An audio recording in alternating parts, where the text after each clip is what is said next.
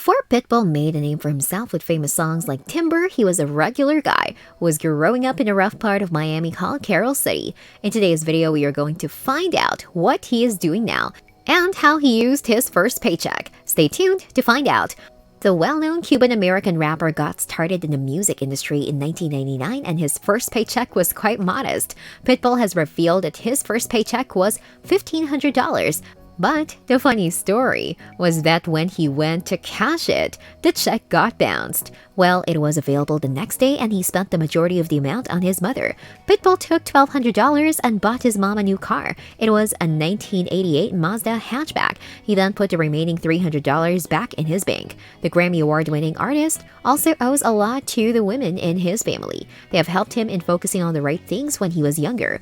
On the Tony Robbins podcast, Pitt said, "Those are the women that built me, my grandmother, my aunt, and my mother. Do you see where you're going to be?" He remembers they would ask him, "Do you see the opportunity you have in this country? Do you see how you can take advantage of this freedom that you have?"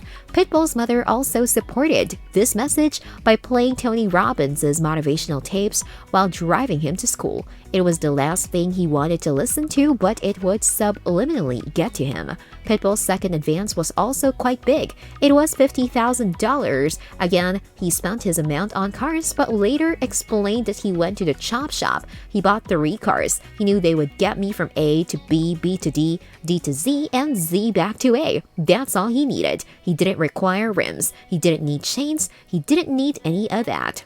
He then spent the next 2 years saving the majority of his salary so he could invest in his first property. When it comes to spending money, Pitbull says that it all depends on what you want to do and how you want to grow. He himself enjoys giving it away since that's how money actually can purchase happiness.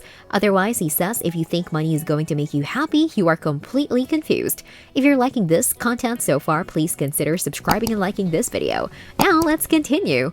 Pitbull was raised in Miami, which was a neighborhood known as Little Havana. His parents taught him the strength of words when he was young, and he has still remembered his first form of performance, which was reciting Cuban poetry at a bar for his father and his friends. He even grew up in rough and tough areas and saw many dogfights. He would relate to the hunger and hustle of the dogs to be a similar drive to his ambition to make it big in music, and accepted the moniker of Pitbull. After dabbling in narcotic dealing and seeing a buyer almost die of his product, Pitbull decided that his passion for music and performance was his best ticket to make a name for himself. After high school, he soon became a local legend in Miami and accepted the city's area code as an alias, introducing himself as Mr. 305. Still, the rapper was determined for more and wanted to become Mr. Worldwide. On the other hand, his parents made it their mission to educate him all about his Cuban heritage and the importance of language and words, making him proclaim poems from the popular Cuban thinker Jose Marti at a very young age. This experience also became important for his music career.